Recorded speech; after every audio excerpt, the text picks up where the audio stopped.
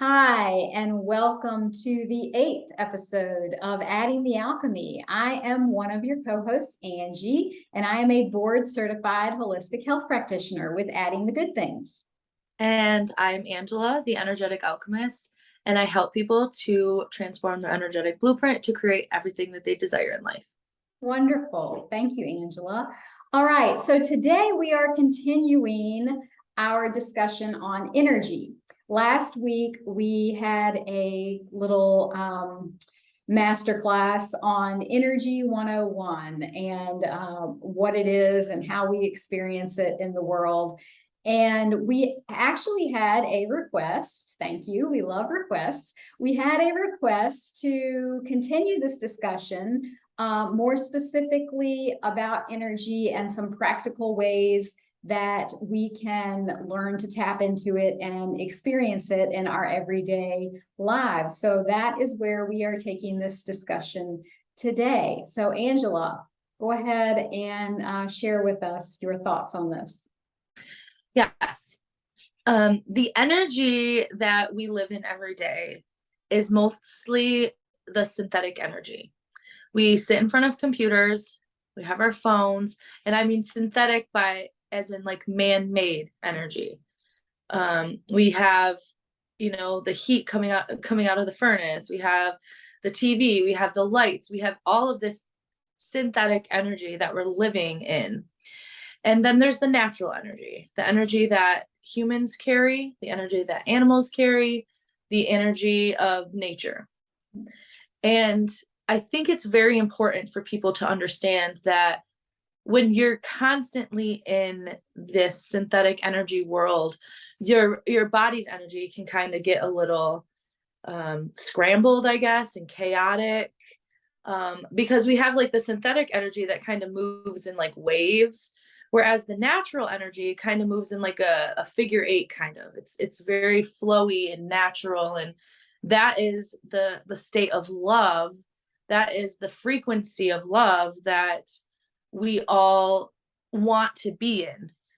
When we're living in this chaos and we're living in this synthetic energy, a lot of times all we're looking for is the peace and the calm and the love of nature and of an animal. Why do you think so many people love animals so much? Mm-hmm. Because we can see the love radiating from animals, that they don't take in that synthetic energy the same way that we do. I mean, they probably do, but it doesn't affect them. I don't know the science of that one, but all I know is that like the animals are just pure love. Mm-hmm. And that's what so many of us are looking for.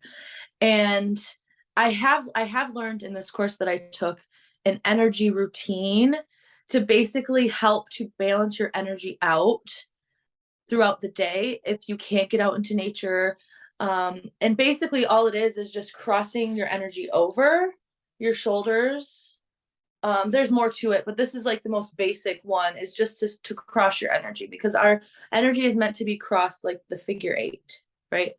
So the energy of our bodies is that natural energy. So when we can get out into nature and be around animals and be around just love more, it helps, like our body resonates with that, and so it helps us to be calm and feel peace. And there are ways to protect ourselves. I know that you're going to go into a little bit more of that, but like the crystals, those are actually the natural energy. Also, the crystals come from the earth. So why do people find crystals so healing? Because they are that natural energy that also comes from the earth. So all of these different things, and the Bach flowers and all these different things that are natural energies that we want more of in our lives. This is one of the reasons why they make us feel so calm and peaceful and all of that. Mm-hmm. So how can we protect ourselves? Okay. Yeah, I'm gonna jump into that in a minute. I just wanted to say, for the people who are listening and not watching, when you talked about crossing the energy on your body. So for those people who are listening, you're taking your right hand to your left shoulder and bringing it across your body, and then you're taking your left hand to your right shoulder and bringing it physically across your body. Yep. And then down your hip and then up, off. So down. Yeah. Yeah. Yep. Okay. Yeah. I just wanted to explain that because people who aren't watching Thank you. have caught on to that. Okay. Thank you. Yes. So when I think about practical ways to experience energy in the world, I think about it in two different respects. One is protecting myself from the negative energy. And a lot of times that means what you were talking about with the synthetic energy. That's going to be the EMFs that we are exposed to through the computers and the phones and the microwave and, you know, all kinds of stuff. If you live near an airport, that just all kinds of stuff. But also not just that type of negative energy, but sometimes there's some pretty negative energy coming off of people that we have to protect ourselves from as well. So there's that aspect of it for me, protecting myself from the negative. And then there's bringing in more of the positive. And there are several different ways that I do that. The first one that comes to mind is the use of crystals. I have mentioned several times before in our podcast that I wear this shungite pendant every day. From the time I get up to the time I go to bed. This is around my neck, and this is very protective, specifically protective from the EMFs, but also just from basically any kind of negative energy that serves to harm me. And because it's a pendant, you know, it's over like my heart and my solar plexus, and so it keeps this area very protective. There are other crystals that are protective. I have this is the hematite. It's a ring. So if I wear that on one of my left fingers, that is a good way to keep myself protected from outside energies and also to help me stay grounded. Anything like the black crystals, the black tourmaline or onyx, those are going to be very protective.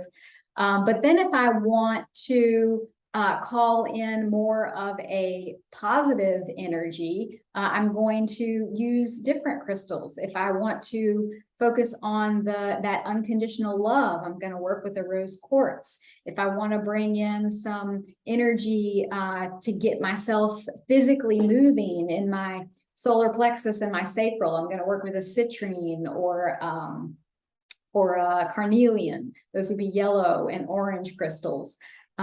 So those are a few different crystals that I would work with on the protective side and on the positive side.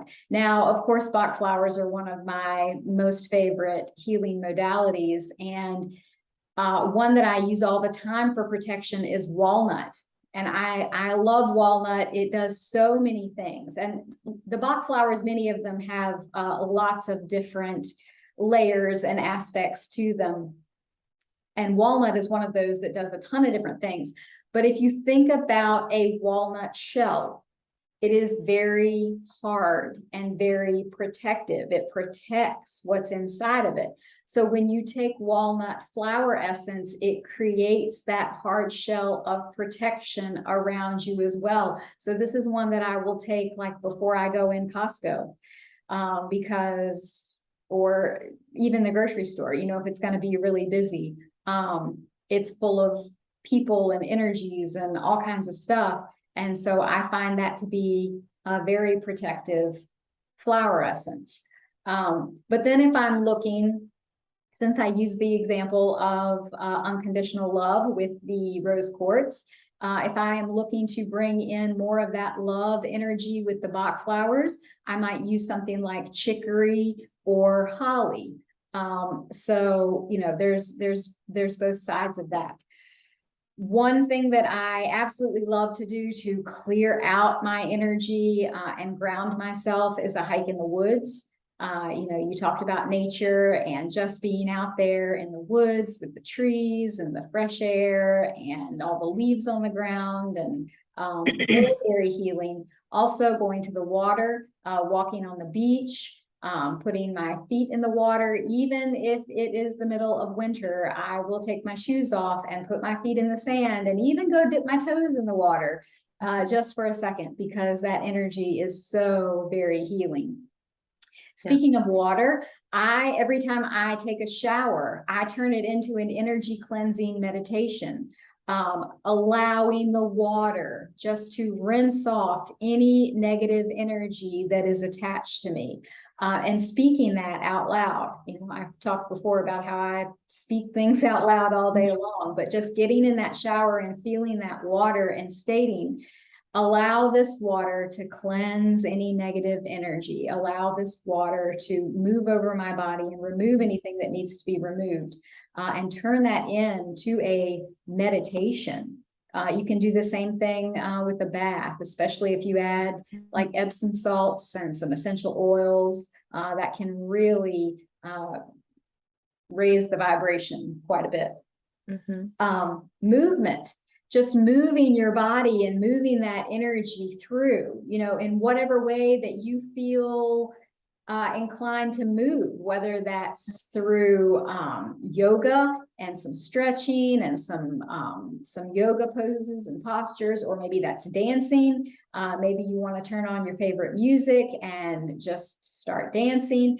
Some people even will, there is a practice where people will purposefully shake because it removes a lot of that negative energy and emotional trauma from the body. So there's all kinds of ways that you can move to experience that. Breath work, just breathing deeply in specific ways, that will move the energy through your body. So there's so many different things that we can do. And what's important is that each individual finds what works for them and what resonates with them, and then uses that practice on a regular basis. Also, I think it's very important to pay attention to how you feel around specific people, because this is not just about EMFs and microwaves and trees and sand. How you feel around specific people gives you a huge indication of whether you are aligned with their energy and they are aligned with yours. If you are constantly around people that make you just feel icky and like, I really don't want to be here, then you need to take that as a sign that you don't need to be there. You need to take that as a sign that maybe not permanently, but for this moment, you are better off to remove yourself from this person and this situation. And then there's going to be some people that's the other way around, that being around them makes you feel amazing and makes you feel happy and makes you feel fun and loving and full of laughter. And, those are the people that you want to spend more time with. So don't ignore those feelings and signals that your body is giving you, because they are really helping you to know who you need to be with and who you don't need to be with from an energetic perspective.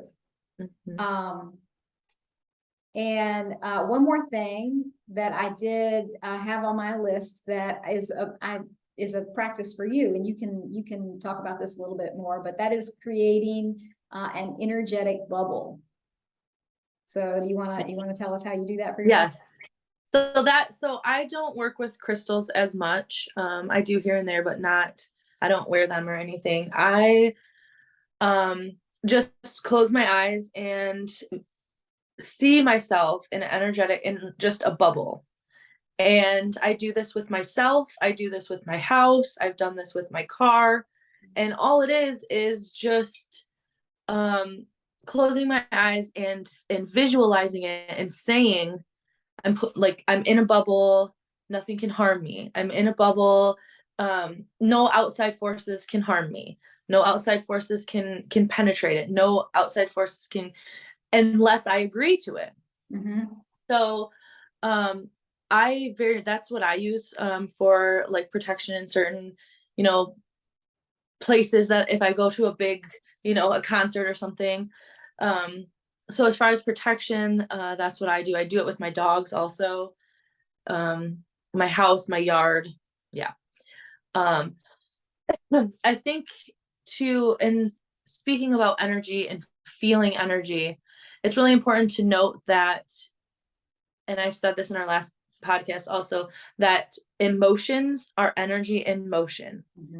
And so it's very important to remember that energy is never destroyed. So when you feel an emotion and you choose not to feel it fully, you are actually just putting it away for later, because it is not destroyed. It is just going to be put into your body, and it's going to shape the way you see your reality. So when I use the rapid relief technique to help move energy in my body, all of those things like nature walks and all of, dancing, I do all of that also. But on a day-to-day basis with emotions, I use the rapid relief technique, and it's a tapping technique that we use. So if you wanted to see the points, we use the same points as the EFT model. And so you could just go on Google and type in EFT tapping points, and those are the points, except the karate chop point. We don't use that one in this specific technique. And so what it does is basically, the science behind it is very interesting. And that's what brought me into wanting to learn more and get certified in this.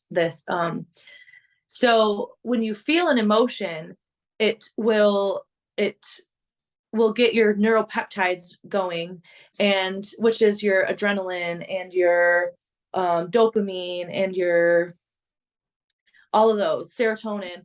So it gets those moving, and it will go to your brain and your body, and so it will tell the brain and body, like, this is what's happening, and then your brain and body will react.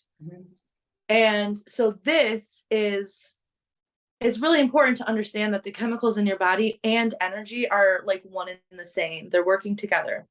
And so that brain and body release is actually what will mold your reality. So if there is something that is in your reality currently that you don't like, or you don't want, removing the energy of that, removing the energy that you're feeling with the emotions can help to change that reality. So this is why I always talk about, transforming your energetic blueprint, because that's exactly what it does. And so what we're doing when we're tapping through the points is saying exactly what is coming up, exactly what emotions you are feeling. And so basically what happens is when the energy is moving through your body, it's going to hit those pockets of energy that you have stored for later previously, since we were children. We're stacking up all of this energy. So it's going to hit that energy, and that's when you have, the reactions that you have.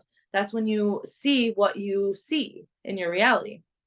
So the tapping actually goes into, and there's certain points in your meridians. Your meridians is one of your energetic systems, and it will help to vibrate that energy and move it out so that you can fully feel that emotion.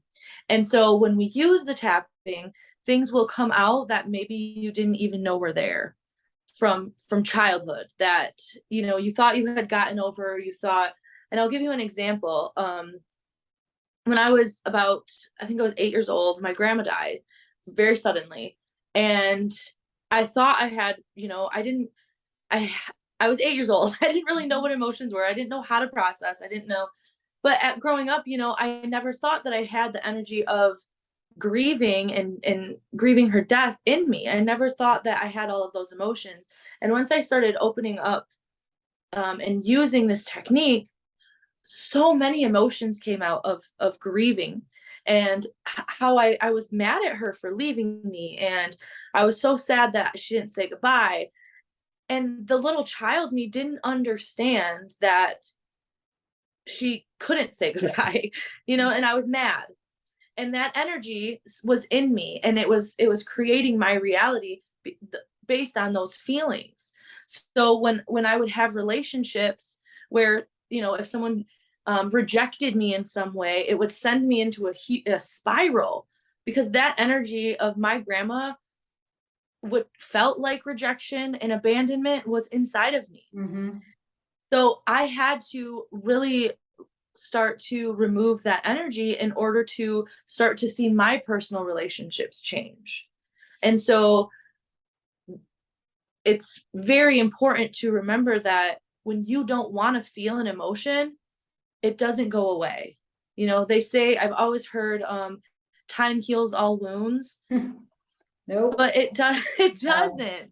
It doesn't. It just gives you the space to push it down farther. And if you don't look at it, it will start to create, you know, sicknesses even, or pain. Pain is a just a way that the energy in your body is talking to you. Pain is your body's way of saying, hey, there's some energy here that we need to remove. Like, let's remove it. And in this human world with the Western medicine, we don't look at it that way. And so we're looking at trying to fix it physically, when actually there's an emotional and energetic reason for that pain. So energy is everywhere. You know, energy is from your emotions to like conversations to nature, to everywhere. Nature is energy is everywhere, and it's just in different forms, and we deal with it in different ways in different areas. But I think it's really important to stress that not only is energy outside of you, but the energy inside of you wants to move. And the energy that we have stuck is stopping it from moving. And the whole, you know, it's not doing the figure eight flowing. It's chaotic and jumbled. And so, yeah, the rapid relief technique that I work with, and that I work with clients with to help to start to remove some of these old wounds is energetically just removing, or at a base level is just removing energy from your body that's been stuffed down. So, and that's a way to, you know, feel energy. Also, we have, like, you know, pain. You know what it feels like when you have pain in your body. That's energy. That's it's kind of like if you have like a circle and you put like a couple little I don't know, little balls in there. They have plenty of room to move around, but once you start putting more in there and they don't have room to move, they're going to start causing pain, or start causing, you know, issues in that circle. So this is the importance of energy, of looking at your body's energy, and also like removing, like you said, what I try to add the positive. And I'm a little bit different. I do add the positive, but I have to look at the negative first. I look at the negative and see why it's there, what it's telling me, remove it. And I know you do this too, but you know, and I can't just slap on the positive, you know, because that energy is still going to be in there. And slapping on the positive, like the positive thinking movement and all of this, yes, it works. Yes, it will get you somewhere. Yes, because it's the energy, the positive energy. But it's not going to get you where you want to be, because the energy underneath it is still chaotic. So it'll make you feel good. It'll maybe make you do things you wouldn't normally do. It would make you feel better and happier for a little while. It's the same reason why, you know, when you listen to a motivational speaker, you get super motivated and you're like, yeah, I'm going to change my life. Yeah. And then, you know, 3 days later, you're like, I'm not doing that. It's the same thing. That energy, that positive energy flowing through you was very exciting and all of that. But then once that's gone, once that source of excitement is gone, it's going to go right back to the energy of your body. And so that's what you really need to look at, is the energy underneath all of that. So yeah, because all of the positive is only a Band-Aid if you don't actually go in and remove the old stuff that's stuck in there. And like you said, time does not heal it. Time does not, because you know, I didn't start healing all this stuff within myself, stuff from early childhood. You know, I was 42 before I even started touching that stuff. And there there are people who are sitting around in their 70s and 80s who have never touched it, who aren't even aware of it. Yep. So I agree completely. Time does not heal it. Awareness and a lot of hard work is what heals it. You have to have the desire to go in and look at it, and the desire to remove it from your body and do the work that it takes. And it's not pretty and it's not easy, but it's well worth it. And those physical symptoms that you talk about, yeah, that's a huge thing when we keep all of that old energy stuck in our bodies and those emotions, and eventually it definitely will cause all kinds of physical symptoms. You name it, it will cause it. And removing it's amazing the connection between the emotional and the physical. It truly is. And if you think about just the power of your thoughts, you know, if you have a thought or a memory about a situation that either really made you sad or really made you angry, and you bring that thought to mind, it can be something that happened last week, last year, 5 years ago, 15 years ago. If you bring that thought to mind and you haven't dealt with it yet, it is going to bring a physical sensation in your body. You are going to feel that tightness in your chest. You are going to feel like you can't breathe. You are going to feel that sickness in your stomach. You are going to feel it somewhere in your body. And that is showing you, that is giving you a key to where it is and what you need to release. Yes. So many things for my, really my entire life. But when I get triggered, no matter what it is, I always feel it in my chest. And for a long time, I didn't understand that, because the lungs are associated with grief. We hold grief in the lungs. And I knew that there were things that I was feeling that weren't grief. So why was it all showing up in my lungs? Why was I feeling everything in my chest? I didn't feel it in my stomach. I didn't feel it in my throat. I didn't feel it in my head. It was always in my chest. And the issue is that the grief, the deep grief from some serious childhood wounds is underlying everything. Yeah. It is the root of everything. Yep. And it takes a lot of peeling back of layers to get to that and to see that. But where you feel those things in your body is a big cue to what it is that you're feeling and where you need to remove it from. But it really is it's a huge example of how our thoughts truly affect our body. Yeah. Yeah, there's a book, Louise Hay's, is it Heal Your Body or You Can Heal Your Body? You can heal that shows you can heal your life. But there's a body one too, right? There's You Can Heal Your Life, and then I think there's You Can Heal Your Body or Heal Your Body, which has like the different areas and what you feel. Yes. Yeah.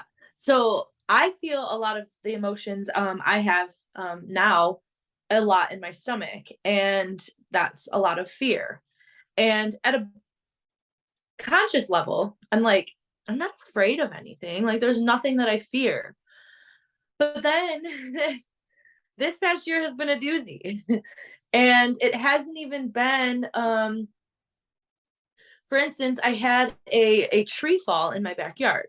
And that tree falling brought up a lot of feelings of being unsafe in my whole life. And just physically unsafe. And it brought up so much emotion for me, which to someone not in my body would be like, why are you so upset about this? Like, it didn't hit your house, everything is fine. But it struck that energy I was holding on to of feeling unsafe in my body, just feeling unsafe. And so I had to do a lot of work pulling away why I felt unsafe and looking at what made me feel so unsafe. And then at the base of all of that, when I pulled all those layers off, I had to work on trusting myself again. I had to, even as children, I saw this video on TikTok, and it was this lady talking about when a kid falls down and scrapes their knee, and they're in pain and they're screaming and it hurts, and then the parent comes along and says, it's okay, everything's fine. And they know it, but it's not fine. Like, I'm in pain. Right there, they're questioning their own reality. They're starting to question themselves. They're starting to not trust themselves, because your parent, who you look up to, is telling you you are okay, and you're not okay.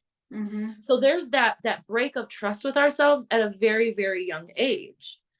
And it's what we do, and it's okay. Like, I'm not saying there's anything wrong with how the parent handled that situation. That's just, up until now, that's how we handle these things. That's how the world handles them. When you cry, oh, don't cry. Oh, don't cry. Everything's fine. You're okay. And so at the base of all of that is like, okay, well, I can't trust my feelings. I don't know what my feelings are. I don't, all of these things. So when we grow up and we feel like we need to be validated, and we feel like we're going crazy, and we feel like we don't know what we're talking about, and we have anxiety, and we have all these things, we don't have trust in ourselves. We've broken that bond with our body, and we've broken that bond with ourselves, that it takes the work now. I do feel like future generations are not going to have to do all this, because we're doing the work now. I'm doing the work now. You're doing the work now. We can all do the work now, so that the future generations don't have to go back and clear out everything. The work we're doing now, and the work I'm bringing to the world, and we're bringing to the world, it's like we have to go back now, and we have to remove all that energy, so that our children's children don't have to do all of this. And it can be difficult, and it feels, at times, like a lot of pressure. But I know that's what I'm here to do. I'd rather just get down to the dirty, and it's hard sometimes to really stop and look at what is really scaring you, and feel like all of that. It's very difficult. It's really interesting too, from a parenting perspective, and it's completely innocent from the part of the Absolutely. parent. Yeah, absolutely. I mean, I did it as a parent, and it's just what you think you're supposed to do. When your child gets hurt, or when your child is upset by a situation, you want to encourage them. You're okay. You're okay. You're going to be okay. You want them to know that everything is okay. But if we just flip it around, instead of saying you're okay, instead of saying that, how about say, are you okay? How do you feel? Are you hurt? What are you feeling right now? Instead of bypassing that part and just telling them they're okay. And like you said, then when you become an adult, you feel the need to be validated in every situation. You need somebody to tell you, you're okay, you're okay, you're okay. Yeah. Not any different than when you were 5 and you scraped your knee, because you can't trust yourself. You need somebody else to validate that for you. And so, yeah, I think it's powerful as a parent to just be able to flip that around, and instead of encouraging the child that they are okay, ask them, how are you feeling?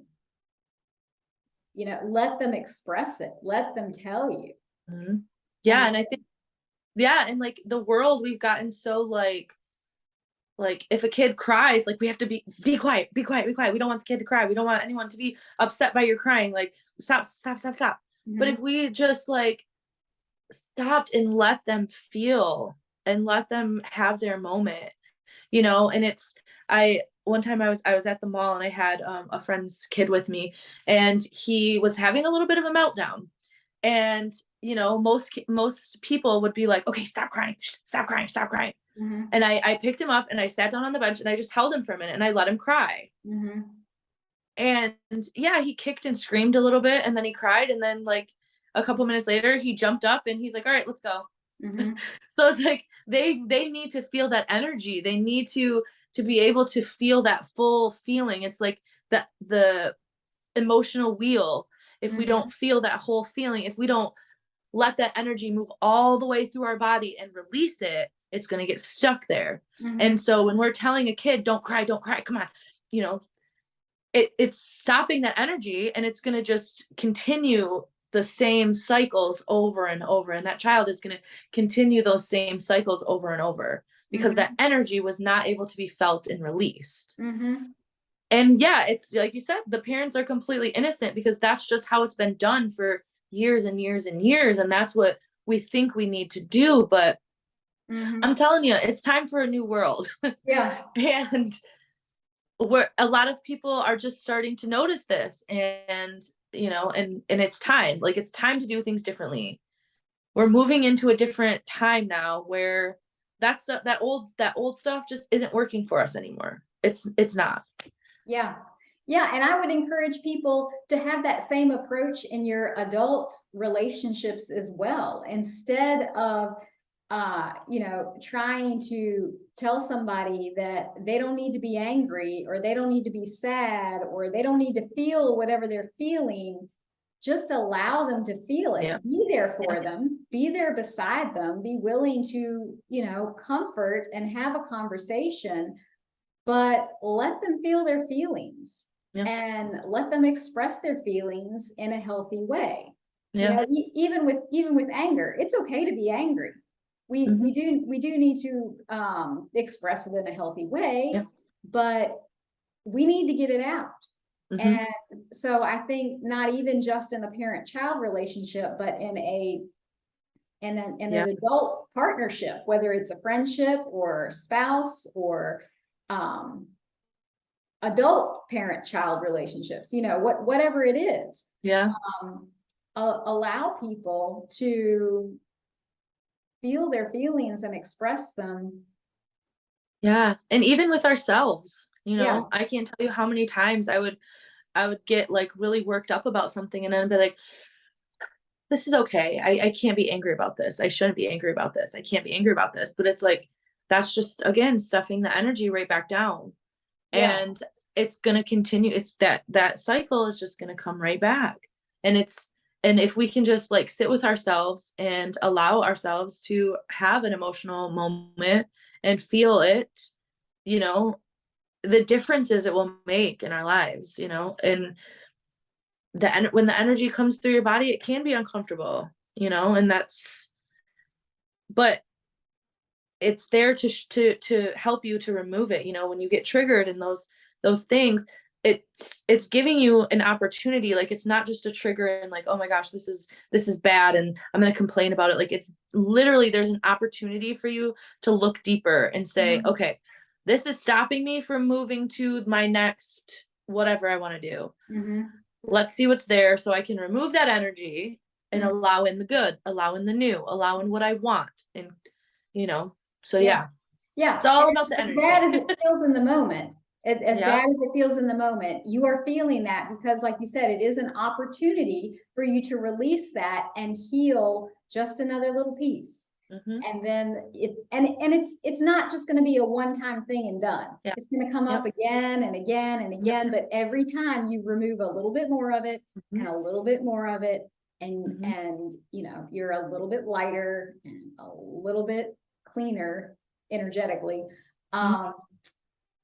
So yeah, let it happen, let it flow.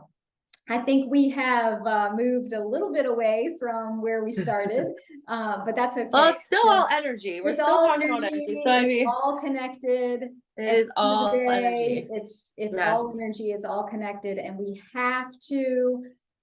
We cannot just apply the positive without removing the negative. And so it's such important work. And we have talked about lots of different ways to tap into the energy and to feel your feelings and let those emotions, energy in motion flow through. So go figure out which way works for you, work with some crystals, put your feet on the sand, go hug a tree, turn your shower into a meditation, put an energetic bubble around you. Hit me up if you're interested in Bach flowers. If you want to learn more about tapping, talk to Angela. Yes. Yeah, we're here and we're excited to share our stories and our knowledge and our wisdom with the world. So yeah, this has been a good discussion today. Yeah. Okay. Thank you. Thank you. See ya.